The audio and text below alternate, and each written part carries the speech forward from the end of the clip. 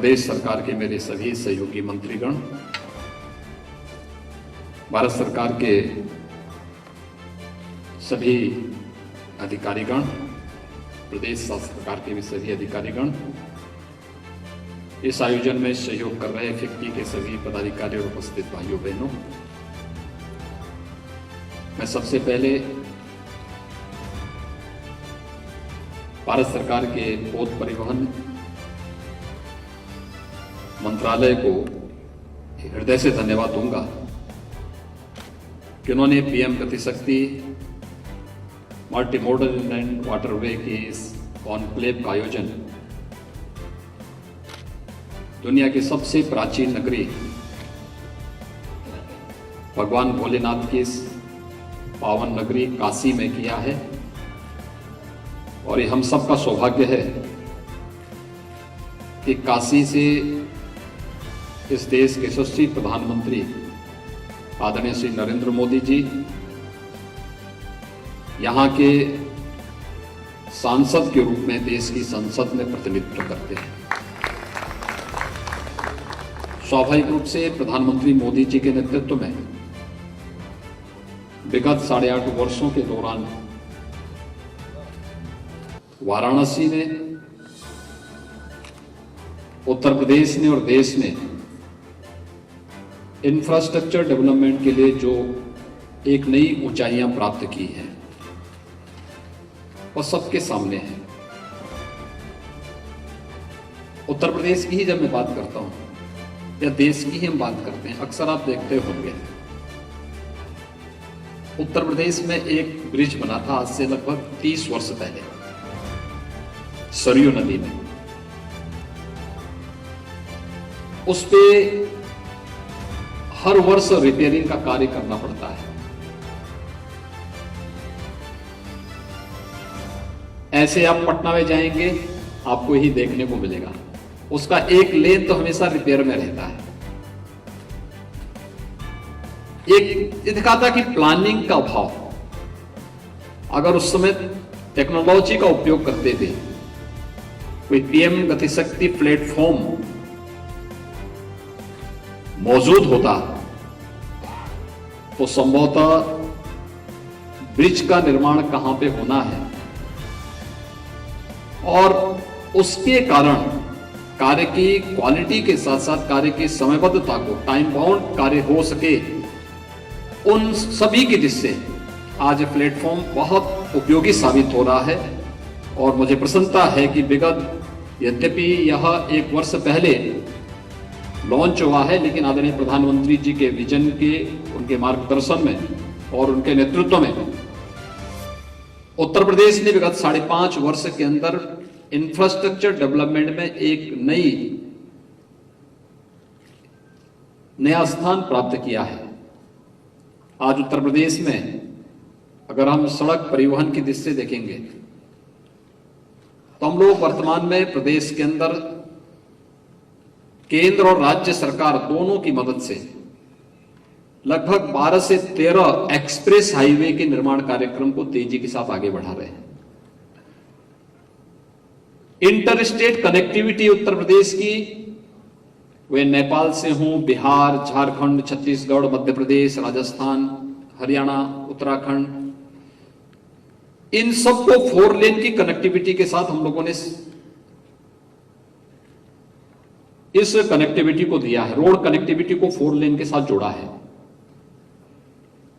उत्तर प्रदेश का यह सौभाग्य है कि eastern and western freight corridor यह उत्तर प्रदेश से होकर के गुजरता है और इसका जो जंक्शन है वह उत्तर प्रदेश के अंदर ही बोड़ाकी नामक स्थान पर आता है, जो हमारे लिए लॉजिस्टिक हब का एक बहुत महत्वपूर्ण केंद्र बनने जा रहा है। एयर कनेक्टिविटी में उत्तर प्रदेश ने एक नई ऊंचाइयां प्राप्त की हैं। मैं भी 1 सप्ताह पहले बलिया में था। उत्तर प्रदेश का एकदम उत्तर पूर्व कोना पड़ता है, तो मैं वहां उस जनपद में था। एक्सपोर्ट प्रमोशन की ओर से मुझे इस बात के लिए अनुरोध किया गया था कि मैं एक फ्लैग ऑफ करूं, वहां से कुछ सब्जियां यहां से एक्सपोर्ट होनी है। तो मैं वहां गया था कार्यक्रम में, मैंने फ्लैग ऑफ किया, मैंने देखा सब्जियां बहुत ताजी थी, अच्छी थी। मैंने कहा कैसे करेंगे, कैसे लेके जाएंगे? उन्होंने कहा नहीं, यहां से जाएगा, यहां से कार्गो से वाराणसी से ये दुबई जाएगा। आप अनुमान कर सकते हैं कि बलिया से, देवरिया से, कुशीनगर से, गाजीपुर से, जौनपुर से, चंदौली से, इन जनपदों से जब कृषि उत्पाद एक्सपोर्ट होने लग जाए तो यह किसान की आमदनी को कई गुना बढ़ाता तो है ही, साथ साथ उसके मन में एक विश्वास भी जागृत करता है।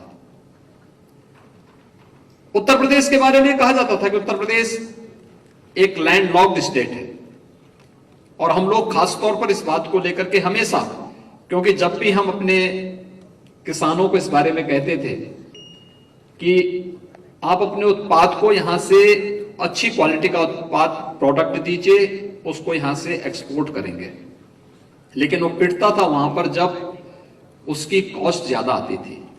तो हमसे मांग होती थी एक्सपोर्ट सब्सिडी हमें दीजिए, या तो हम एक्सपोर्ट सब्सिडी देकर के पोर्ट तक पहुंचाने का उसका खर्चा स्वयं सरकार वहन करे, और अन्यथा हम कोई ऐसी फैसिलिटी उसको दें जिससे वह उस कंपटीशन में कहीं ठहर सके, जो किसी इंटरनेशनल मार्केट में वह अपने आप को स्थापित कर सके। इसमें वो पिछड़ता था। लेकिन हम आभारी हैं आदरणीय प्रधानमंत्री जी के कि देश का पहला inland waterway Varanasi to Haldia के बीच में उन्होंने प्रारंभ किया है, और आज उसकी यहां वाराणसी में हम लोगों ने 15 जेटी जो यहां से यात्रियों को ले जाने और उस परिवहन की सुविधा को तेजी के साथ आगे बढ़ाने में मदद करेंगे, कुछ का लोकार्पण किया है, कुछ का हम लोगों ने शिलान्यास का कार्यक्रम संपन्न किया है।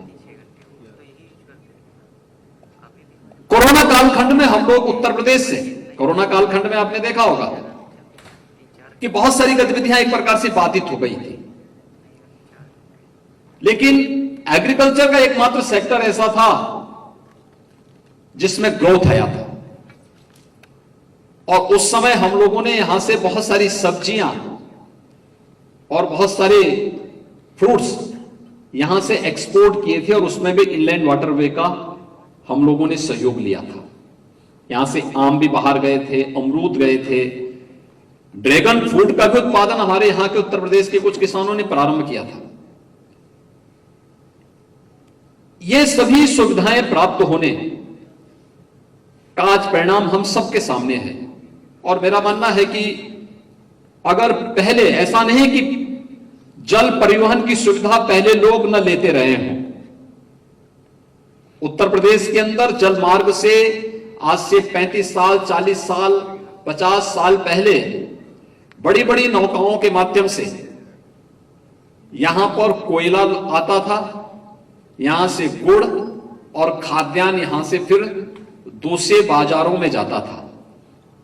लेकिन समय के बाद हिमालय से आने वाली नदियों में अधिक सिल्ट होने के नाते नदियां छिछली होती गईं, उसका उपयोग बंद होता गया, और लोगों ने सड़क मार्ग का और मालगाड़ियों का उपयोग करना शुरू किया। जब यह ज्यादा महंगा साबित होने लग गया तो यहां से लोगों ने प्लान करना शुरू किया। जो लोग पहले यहां से उत्पादन करके अपने माल को मार्केट में बेचने का काम करते थे या भेजने का काम करते थे, जब उनके पास कार्य नहीं रह गया तो उन्होंने प्लान करना शुरू किया। तो यहां से प्लान किए। याद करिए पिछले 60-70 वर्षों के इस प्लान के इतिहास को। पूर्वी उत्तर प्रदेश से कभी दक्षिण पूर्व एशिया के देशों के लिए और दुनिया के तमाम अन्य देशों के लिए बड़े पैमाने पर मजदूर बनकर के गए लोग। फिर उसके बाद यहां से कोलकाता के लिए लोग गए, जब कोलकाता का उद्योग ट्रेड यूनियन का शिकार हुआ तो फिर वहां के बाद लोगों ने मुंबई के लिए और देश के अन्य भागों के लिए प्रस्थान किया। कोरोना कालखंड में जब लॉकडाउन लगा तो पीयूष जी हमेशा फोन से इस बात के लिए नाराज होते थे, क्या हम करेंगे, इतनी बड़ी संख्या में लोग कहां जाएंगे। और ये मुझसे कहते थे कि आप लोग उत्तर प्रदेश के अंदर जो प्रवासी कामगार श्रमिक आएंगे इनकी व्यवस्था कैसे करेंगे। तो मैंने कहा एक संख्या कितनी होगी, उन्होंने कहा संख्या 1 करोड़ तक पहुंचेगी। मैंने कहा 1 करोड़ में उत्तर प्रदेश की आबादी 25 करोड़ है, 1 करोड़ लोग यहां आसानी से आ जाएंगे, आप चिंता क्यों कर रहे हैं। मैंने कहा इससे उत्तर प्रदेश से बिल्कुल निश्चिंत रहिए। और उत्तर प्रदेश में 40 लाख प्रवासी कामगार और श्रमिक उस दौरान आए थे। हमने काम जरूर किया था, जितने लोग आ रहे थे उत्तर प्रदेश से सभी नाकों में हम लोगों ने अपनी टीम रखी थी। उन लोगों को रहने की व्यवस्था, उनके खाने की व्यवस्था, उनका मेडिकल चेकअप की व्यवस्था और साथ साथ उनकी स्किल मैपिंग भी हम करते थे। स्किल मैपिंग के माध्यम से कौन व्यक्ति क्या काम, कौन कंप्यूटर ऑपरेटर है, कौन व्यक्ति ड्राइवर है, कौन टेलर मास्टर है, कौन व्यक्ति श्रमिक है, कौन व्यक्ति किस फील्ड में काम करता है, इन सब की स्किल मैपिंग भी हम लोगों ने की। और फिर वहां से हम उनको उनके जनपद की बसेज में पूरी सूची के साथ भेजते थे कि इतने लोग हैं, इनमें से ये लोग इस कार्य में लगेंगे, इनको इसी प्रकार के कार्य के साथ जनपद में जोड़ने का कार्य भी करेंगे। अब आश्चर्य करेंगे कि हम लोगों ने लॉकडाउन को छोड़ दें, उत्तर प्रदेश के अंदर पूरे कोरोना कालखंड में एक भी उद्योग बंद नहीं होने दिया था। हमने वहां पर कुछ सावधानी रखी थी। सावधानी के रूप में हम लोगों ने वहां पे कुछ कार्यक्रम किए थे, क्योंकि तब तक तकनीक का बेहतरीन उपयोग होना प्रारंभ हुआ था। कोविड हेल्प डेस्क बनाए, कोविड केयर सेंटर भी जहां आवश्यकता पड़ी कि 10 से अधिक लोग कहीं कार्य कर रहे हैं, वहां पे हमने कोविड केयर सेंटर दिए। जब सेकेंड वेव के दौरान ऑक्सीजन की कमी पड़ी तो हम लोगों ने वहां पे ऑक्सीजन के सिलेंडर भी उपलब्ध कराए और ऑक्सीजन जहां आवश्यकता पड़ती थी वहां ऑक्सीजन के प्लांट भी हम लोगों ने लगवाए। लेकिन कार्य रुकना नहीं चाहिए, क्योंकि कार्य रुकेगा तो बड़े पैमाने पर लोग बेरोजगारी छाएगी, लोग सड़कों पे आएंगे, अव्यवस्था फैलेगी। यह नहीं होने देना है और उसका परिणाम हम सबके सामने रहा। यह प्रेरणा प्रधानमंत्री मोदी जी की थी। उत्तर प्रदेश जैसे राज्य में कोविड प्रबंधन का कार्य करना है। पीएम साहब ने एक नारा दिया, सबसे पहले आपको याद होगा, जीवन और जीविका को बचाने की। पहले जान है जहान है, फिर जीवन और जीविका दोनों को बचाने की। फिर उन्होंने नारा दिया था कि जो जहां है वहीं उपचार कराओ। तो लोग उसकी बात, इससे पहले कि कुछ बात समझ पाते, हम लोगों ने अपने यहां की सभी आंगनवाड़ी कार्यकर्तियों को इसकी ट्रेनिंग दी और हम लोगों ने कहा आप डोर टू डोर जाकर के स्क्रीनिंग करिए। जिस घर में कोई व्यक्ति फीवर से पीड़ित है, उसमें कुछ भी लक्षण आ रहे हैं, उसको वहीं घर में उसको क्वारंटीन करके वहीं उपचार की सुविधा दो और डॉक्टर वहीं जाके देखें, वहीं से उनका सैंपल लें और आवश्यकता पड़ने पर यह भी सुविधा दी जाए कि जिनमें सामान्य लक्षण है, जो घर में ठीक हो सकते हैं, उनको घर में, और जिनमें थोड़ी भी गंभीरता होती है उनको तत्काल हम लोग बेहतरीन सर्विलांस के माध्यम से उन्हें डेडिकेटेड कोविड हॉस्पिटल में पहुंचा के उनको उपचार की सुविधा उपलब्ध करवाते। लेकिन तकनीक का उपयोग हर एक स्तर पर होता रहा और मुझे लगता है कोविड प्रबंधन में जैसे तकनीक की बड़ी भूमिका थी। एक साथ 10 करोड़ किसानों तक पीएम साहब एक क्लिक करके पीएम किसान सम्मान निधि का लाभ उनके घर तक पहुंचाते थे। एक साथ 8 करोड़ उज्ज्वला योजना के लाभार्थियों को कोई लाभ देना है, उनके घर तक लाभ का लाभ। इंफ्रास्ट्रक्चर डेवलपमेंट का कार्य एक सस्टेनेबल ढंग से आगे बढ़ सके, टाइम बाउंड हो, इसके लिए पीएम गति शक्ति मास्टर प्लान एक बड़ा प्लेटफॉर्म आ चुका है। और मेरा मानना है उत्तर प्रदेश में इनलैंड वाटर वे की अपार संभावनाएं हैं। अगर हम देश के अंदर की बात करते हैं तो स्वाभाविक रूप से उत्तर प्रदेश इस मामले में सबसे धनी राज्य माना जाएगा, जिसमें पर्याप्त मात्रा में जल संसाधन मौजूद है और हिमालय से आने वाली सदाबहार नदियों के माध्यम से जहां पर इन संभावनाओं को बहुत अच्छे ढंग से आगे बढ़ाया जा सकता है। मैं पीयूष जी का भी और सोनोवाल जी के भी संज्ञान में इस बात को लाना चाहूंगा कि हिमालय से आने वाली नदियों में सिल्ट बहुत बड़े पैमाने पे आता है और उसके कारण नदियां छिछली हुई हैं, उसका वो फैली हैं बहुत। जब हम लोग 2017 में आए थे, उत्तर प्रदेश में 38 जनपद ऐसे थे जो बाढ़ से प्रभावित होते थे। हर वर्ष बाढ़ का प्रभाव उसमें प्रभाव पड़ता था, थोड़ी भी बारिश पड़ती थी बाढ़ आ जाती थी और उसमें सैकड़ों करोड़ रुपए खर्च होते थे और उस पैसे के नाम पर बहुत जगह तो लूट खसोट होती थी। हम लोग कहे आखिर इसका समाधान क्या हो सकता है। तो मैं एक जगह गया था जहां हर वर्ष लगभग 125 करोड़ रुपए खर्च होते थे केवल बाढ़ प्रबंधन के नाम पे। मुझे बड़ा अजीब सा लगा 2017 में ही। मैंने कहा ये काम करो, इस कार्य नहीं होगा इस बार बाढ़ आने का। लेकिन मुझे उसी जगह से अगले दिन जाना पड़ा था, तो मैंने अपने हेलीकॉप्टर के जो चॉपर का जो पायलट था उससे मैंने कहा ये काम करो, थोड़ा इसको नीचे करके मुझे दिखाओ क्या है ये। मैं वहां पे गया था, तो मैंने वापस आने के बाद फिर बैठक की और मैंने संबंधित विभाग से कहा, मैंने कहा अगर हम लोग बाढ़ प्रबंधन की बजाय वहां पे नदी को चैनलाइज कर लें। उन्होंने कहा ये कैसे हो पाएगा। मैं कहा ड्रेजिंग करके। कहा कैसे हो पाएगा। मैंने कहा ड्रेजर मंगाओ। उन्होंने कहा ड्रेजर तो हमारे पास है। तो मैंने कहा जो है उसका उपयोग तो करो। आप आश्चर्य करेंगे कि जिस पे 125 करोड़ रुपए खर्च होते थे, मात्र 5 करोड़ रुपए में हम लोगों ने ड्रेजिंग करके पूरी नदी को 12 किलोमीटर चैनलाइज कर लिया था।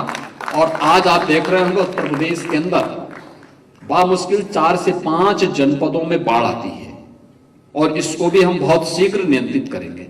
और मेरा मानना है इनलैंड वाटरवे की दृष्टि से उत्तर प्रदेश के अंदर किसानों की आमदनी को और आदरणीय प्रधानमंत्री जी के संकल्प को पूरा करने के लिए कि आत्मनिर्भर भारत की इस परिकल्पना को साकार करना है, तो आत्मनिर्भरता के इस लक्ष्य को प्राप्त करने के लिए कृषि उत्पाद के लिए खाद्यान्न में उत्तर प्रदेश नंबर 1 पर है, शुगर प्रोडक्शन में नंबर 1 पर है, दुग्ध उत्पादन में उत्तर प्रदेश नंबर 1 पर है। उत्तर प्रदेश एमएसएमई का उत्तर प्रदेश में सबसे बड़ा जो क्लस्टर है देश के अंदर वो यूपी के अंदर मौजूद है और आदरणीय प्रधानमंत्री जी के ही मार्गदर्शन में उत्तर प्रदेश ने अपने एमएसएमई को 1 डिस्ट्रिक्ट 1 प्रोडक्ट के नाम पर पूरे देश के अंदर उसको प्रमोट करने का, उसके प्रमोशन करने के लिए जो कार्यक्रम चलाए हैं, ये सभी कार्यक्रमों को ध्यान में रखते हुए जो मैंने पहले ही बताया कि 1 वर्ष के अंदर इनलैंड वाटरवे की सुविधा का लाभ लेकर के उत्तर प्रदेश ने अकेले वाराणसी के आसपास के जनपदों से हम लोगों ने 3,700 करोड़ रुपए के एमएसएमई के प्रोडक्ट को एक्सपोर्ट किया है। स्वाभाविक रूप से ढेर सारी संभावनाएं उत्तर प्रदेश के अंदर मौजूद हैं और इन सभी संभावनाओं को आगे बढ़ाने के लिए हम लोग आदरणीय प्रधानमंत्री जी के आभारी हैं और मैं धन्यवाद दूंगा कि आज पीएम गतिशक्ति के नेशनल मास्टर प्लान के इनलैंड वाटरवे कॉन्क्लेव का 2 दिवसीय आयोजन के लिए वाराणसी, जो हमारी सांस्कृतिक राजधानी कही जाती है, उस वाराणसी में यह कार्यक्रम आज आयोजित हो रहा है। इस 2 दिवसीय कार्यक्रम में हम उन सभी संभावनाओं को देखेंगे जिन संभावनाओं से हम आदरणीय प्रधानमंत्री जी के संकल्प को जमीनी धरातल पर उतारने में मदद मिलेगी। मुझे पूरा विश्वास है या कोई ठोस निष्कर्ष पर पहुंच करके और आगामी योजनाओं को राज्य सरकार के साथ, लोकल प्रशासन के साथ मिलकर के हम इसको पूरी प्रतिबद्धता के साथ क्रियान्वित करने का कार्य करेंगे। मैं एक बार फिर से इस 2 दिवसीय कॉन्क्लेव के अवसर पर इस पूरे आयोजन के प्रति अपनी शुभकामनाएं देता हूं और विश्वास व्यक्त करता हूं कि बाबा भोलेनाथ, बाबा विश्वनाथ जी की कृपा से और मां गंगा की कृपा से ये पूरा कॉन्क्लेव अपने निष्कर्षों को प्राप्त करेगा। आप सबके प्रति मेरी शुभकामनाएं। धन्यवाद। जय हिंद।